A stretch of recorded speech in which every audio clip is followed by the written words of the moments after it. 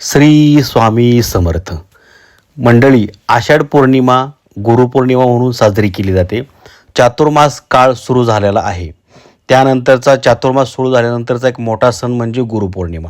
गुरुपौर्णिमा ही 28 जुलै 2026 रोजी सायंकाळी 6:18 आषाढ पौर्णिमा सुरू होत आहे. तर बुधवार 29 जुलै 2026 रोजी रात्री 8:04 आषाढ पौर्णिमा म्हणजेच गुरुपौर्णिमा समाप्त होत आहे. भारतीय पंचांगानुसार सूर्योदयाची तिथी मानण्याची प्राचीन परंपरा असल्यामुळे बुधवार 29 जुलै रोजी गुरुपौर्णिमा साजरी केली जाणार आहे. देशभरात गुरुपौर्णिमेचा जल्लोष आहे, उत्सव आहे, भक्तिमय वातावरण आहे. गुरुपौर्णिमेला व्यास पौर्णिमा असेही म्हणतात. महाभारत पुराणे लिहिली त्या व्यासमुनींना वंदन करण्याचा, त्यांची पूजा करण्याचा हा मंगल दिन. गुरु म्हणजे अज्ञानाचा अंधकार नाहीसा करून ज्ञानाच्या प्रकाशाच्या वाटेकडे घेऊन जाणारी वंदनीय व्यक्ती. अगदी प्राचीन काळापासून भारतीय संस्कृतीत गुरुपौर्णिमा साजरी करण्याची परंपरा आहे. भारतीय संस्कृतीत गुरुला देवाप्रमाणे मानले जाते. गुरुपौर्णिमेच्या दिवशी काही चुका टाळायला हव्यात असे सुद्धा म्हटले जाते. तर बघा, आता गुरुपौर्णिमेच्या दिवशी नक्की काय गोष्टी करायच्या नाहीत, कोणती कामं करायची नाहीत, कोणत्या चुका करायच्या नाहीत, ते आपण आजच्या या व्हिडिओमध्ये पाहणार आहोत. तुम्ही आपल्या चॅनलवरती नवीन असाल तर चॅनल सबस्क्राईब करा, बेल आयकॉनची घंटी दाबा, म्हणजे असेच नवनवीन महत्त्वाचे व्हिडिओ बनवले की त्याची नोटिफिकेशन तुम्हाला येईल आणि एकही व्हिडिओ तुमचा महत्त्वाचा मिस होणार नाही. चला तर मग आता लगेच जाणून घेऊया.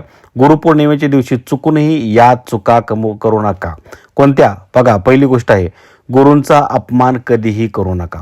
एखादी गोष्ट पटली नाही तर त्यावर चिंतन करा, परंतु गुरूंच्या शब्दाचे उल्लंघन करू नका.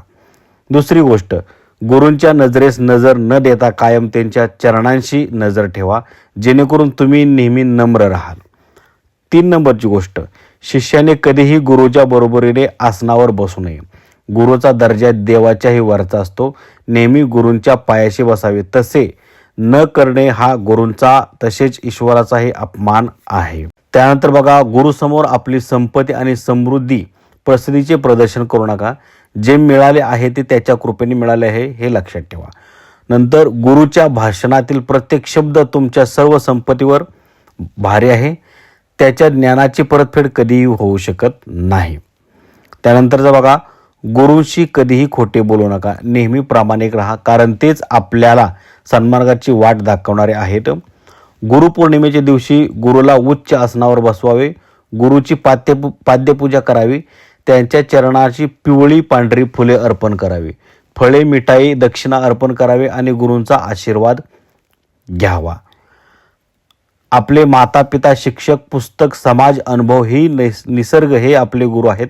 त्यांच्याकडून पदोपदी आपण शिकत असतो.